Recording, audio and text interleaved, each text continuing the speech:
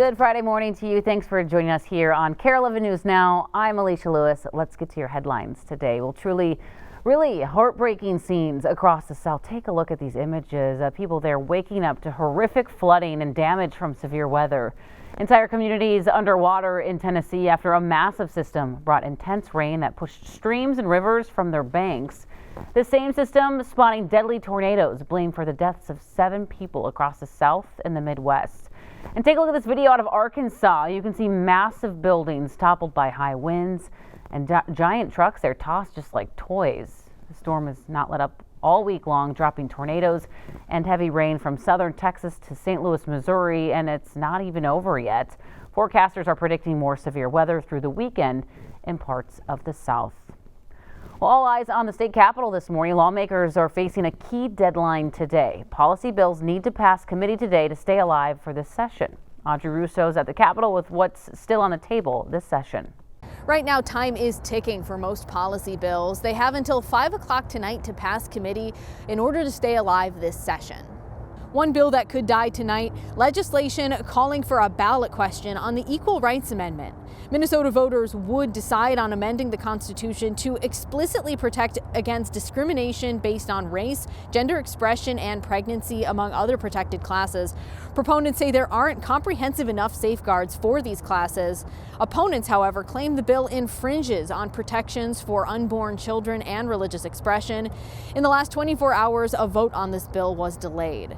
Now, another bill up against the 5 p.m. deadline, one guaranteeing terminally ill patients in Minnesota the right to use medication to end their own lives. The DFL-backed legislation has little chance of passing the House, where Republicans hold a tie. Now, this 5 p.m. deadline doesn't apply to finance bills. Those have another week.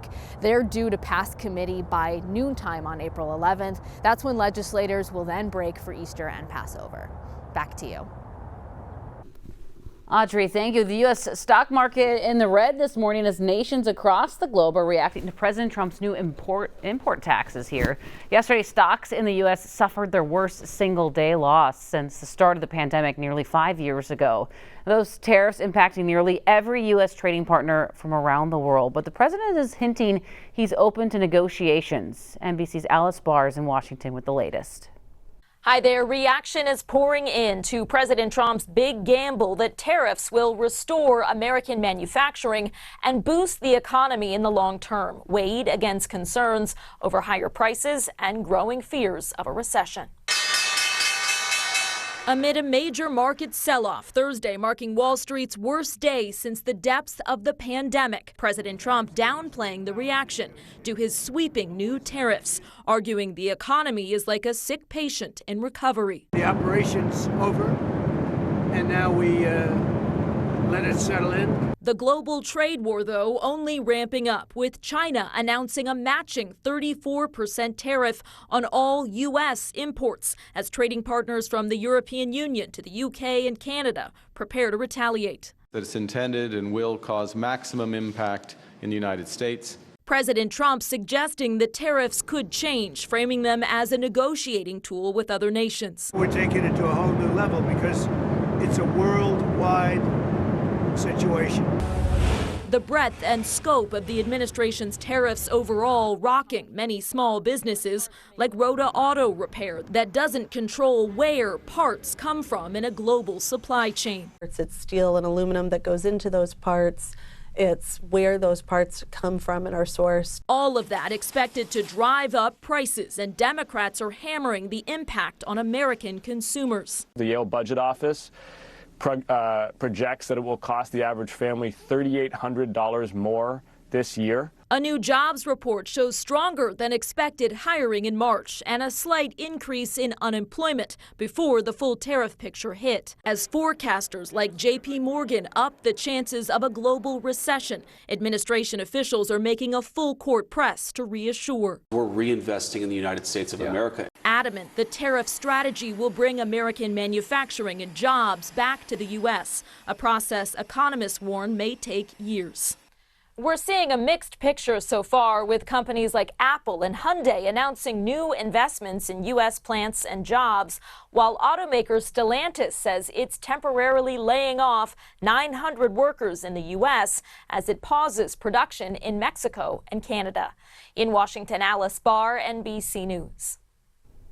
Well, a lot of people waking up today looking at the stock market and worried about their retirement accounts right now. Financial advisors say it's been busy 24 hours, taking so many calls and emails from concerned clients. At Prosper Wealth Financial, they say now is a great time to look at your investments and your risk tolerance. For investors who are in retirement or close to retiring, they recommend a more conservative approach given the uncertainty in the market right now. Corporations, companies, the government doesn't know fully how this is going to play out, so we want to make sure that we're covering our bases, we're staying spread out, we're being conservative, especially for those looking to retire sooner than later. So in the financial world, there's a common theory called the 100 minus your age rule. For example, if you're 30 years old, the rule suggests your retirement account should have 30% bonds and 70% stock, because stocks have more potential to make money, and at 30 you don't have to worry as much about dips in the market. However, when you're 70 years old, the number should flip, with 70% bonds, which are safer, and 30% stock. Well, happening right now on the clock is ticking for TikTok. The extremely popular app is going to go dark tomorrow in the U.S. if it cannot find a non-Chinese buyer.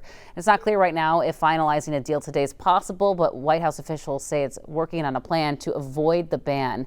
Amy Kiley has details on the negotiations. It'll come out before the deadline. The White House says it's working on a deal to keep TikTok in U.S. app stores. A bipartisan law is set to ban it over national security concerns, unless its Chinese parent company ByteDance sells it. TikTok is operating on an extension that ends tomorrow. You want to make sure that the TikTok app in the United States is not spying on people. Right. That's good for national security.